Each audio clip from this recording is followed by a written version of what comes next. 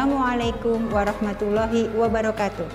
Alhamdulillahirabbil alamin wa bihi nasta'inu ala umuri dunya waddin wassalatu wassalamu ala asrofil anbiya'i wal mursalin wa ala alihi wa ashabihi ajma'in.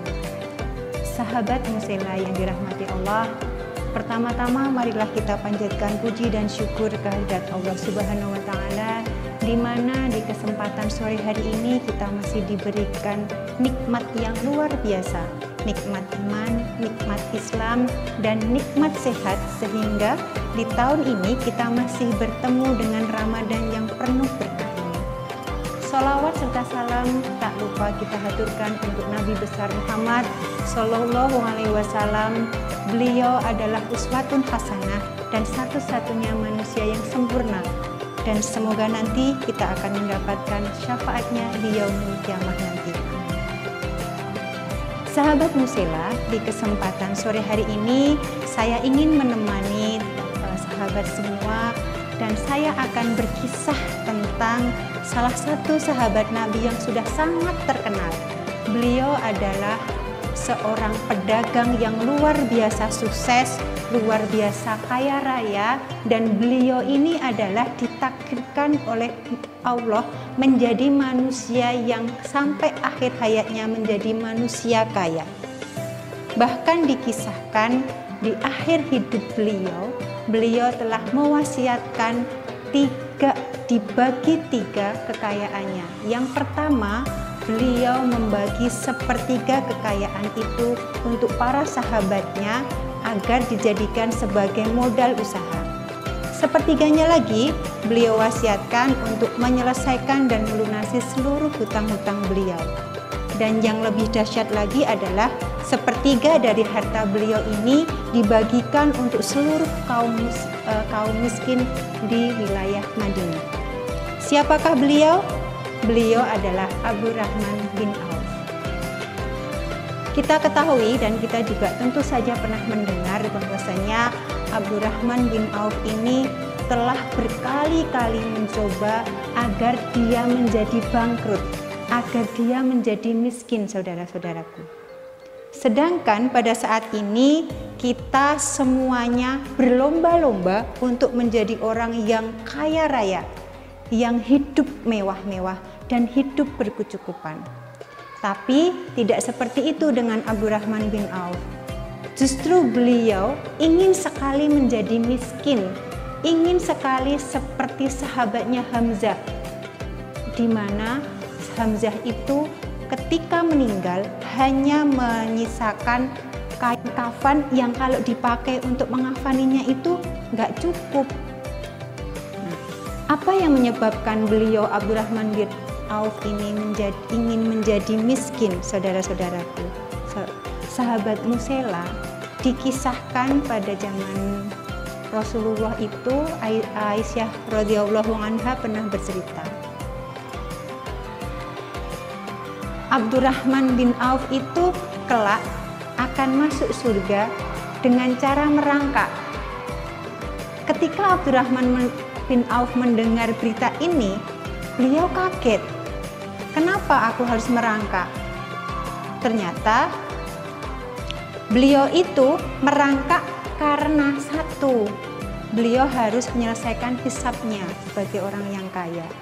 Yang kedua, beliau merangkak karena pintu surga dan beliau itu sangatlah dekat, sehingga dia tidak perlu berjalan atau tidak perlu berlari untuk sampai ke surga itu.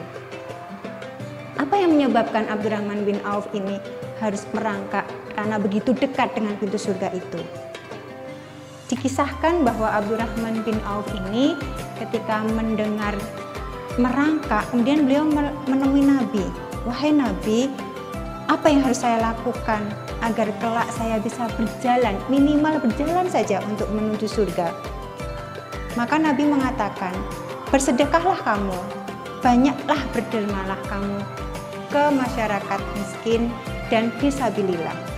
Sahabat Musela yang dirahmati Allah, dikisahkan oleh beberapa kisah bahwasanya dulu itu Abdurrahman bin Auf ketika setelah perang Tabuk, para sahabatnya itu menjadi resah Karena ketika mereka para sahabat Abdurrahman Auf ini kembali ke Madinah, seluruh kurma yang dia tinggalkan menjadi busuk. Dan ini menjadikan keresahan dan kegelisahan yang luar biasa, karena itu adalah satu-satunya sumber penghidupan untuk mereka.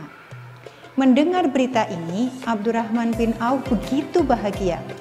Kemudian Abdurrahman Auf ini menjual semua harta yang dia miliki, dan dia datang ke Madinah dan mengunjungi sahabat-sahabatnya itu, kemudian mengatakan, "Wahai sahabat-sahabatku, aku beli semua kurmamu yang busuk sesuai dengan harga kurma yang bagus saat ini."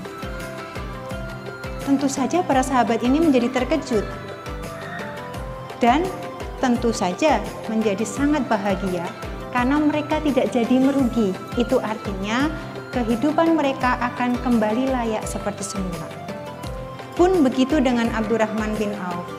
Abdurrahman bin Auf meskipun telah menghabiskan hartanya dan dia memutuskan membeli kurma yang busuk tadi, tapi beliau bahagia.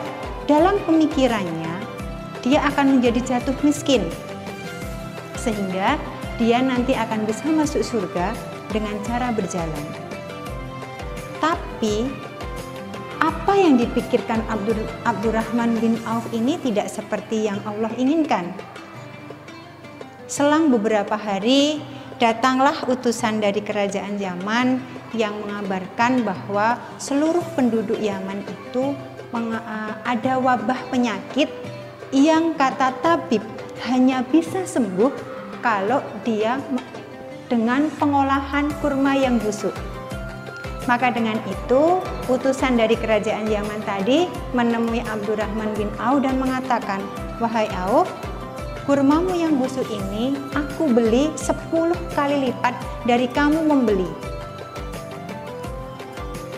Abdurrahman bin Auf sedih karena pada akhirnya dia malah semakin kaya. Tetapi Abdurrahman bin Auf bahagia karena dengan kurma busuknya itu beliau dapat menyelamatkan seluruh penduduk kota Yaman. Dikisahkan lagi ketika Aisyah radhiyallahu anha itu sedang mengajarkan hadis-hadis Nabi, tiba-tiba ramelah berbondong-bondong orang Mekah itu datang ke Aisyah dan mengatakan, "Wahai Aisyah, lihatlah, di sana ada 700 ekor unta yang di dalam punuknya itu terdiri dari berbagai macam barang dagangan." Dan kata mereka, Abdurrahman Auf telah memberikan 700 ekor unta beserta berisi dagangannya itu untuk seluruh masyarakat di situ sebagai modal usaha. Kemudian Aisyah mengatakan, "Diberkahilah wahai engkau Auf, dan semakin berkahlah kekayaan kamu." Dan yang terakhir, setelah perang Badar, Abdurrahman bin Auf itu mewakafkan 400 dinar dari kekayaannya dan beliau bagikan untuk seluruh muslimin yang waktu itu selamat dari perang Badar. Akan tetapi dari sedekah yang Abdurrahman Auf bagikan ini, ternyata beliau semakin menumpuk kekayaannya, semakin kaya, dan benar apa yang disampaikan oleh firman Allah dalam Quran surat Adz-Dzariyat ayat 22. A'udzu billahi minasyaitonirrajim. Bismillahirrahmanirrahim. Wa fis samaa'i rizqakum wa ma tu'adun. Dan di langit terdapat sebab-sebab rezekimu dan apa yang dijanjikan kepadamu. Maka dari kisah Abdurrahman bin Auf tadi, saudara-saudaraku atau sahabat musela yang dirahmati Allah, kita dapat memetik hikmahnya, bahwasanya apa yang telah ditakdirkan oleh Allah itu adalah yang terbaik menurut beliau. Apa yang kita rencanakan, apa yang kita inginkan, belum tentu itu baik untuk kita. Yang kedua, perlu kita pahami bahwasanya kisah Abdurrahman bin Auf tadi menggambarkan bahwasannya kunci orang menjadi kaya itu sebenarnya sangat mudah. Seperti kalau kita bercermin di depan cermin, disitulah jati diri kita. Apa yang kita lihat di cermin, itulah sisi kita. Begitupun juga apa yang kita berikan, maka apa yang akan kita terima. Maka marilah di Ramadan yang penuh berkah ini, marilah kita menjadi insan yang tidak sungkan dan tidak takut miskin karena bersedekah. Mari kita berbagi, mari kita saling memberi agar kita pun bisa setidaknya sedikit seperti Abdurrahman bin Auf yang semakin beliau mendermakannya, maka beliau semakin kaya. Begitupun juga dengan kita. Semakin kita berbagi, semakin kita mendermakan harta kita, maka kita pun akan semakin bermanfaat untuk orang lain dan kita pun akan semakin kaya.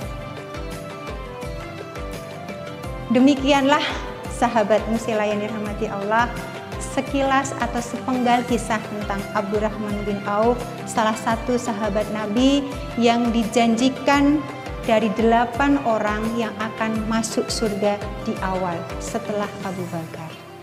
Sahabat Musila yang dirahmati Allah, cukup sekian dari saya. Sampai bertemu di Ramadan yang akan datang. Semoga di Ramadan tahun ini kita menjadi insan yang mendapat keberkahannya dan kita menjadi insan yang lebih baik. Wabillahi taufiq wal hidayah. Wassalamualaikum warahmatullahi wabarakatuh.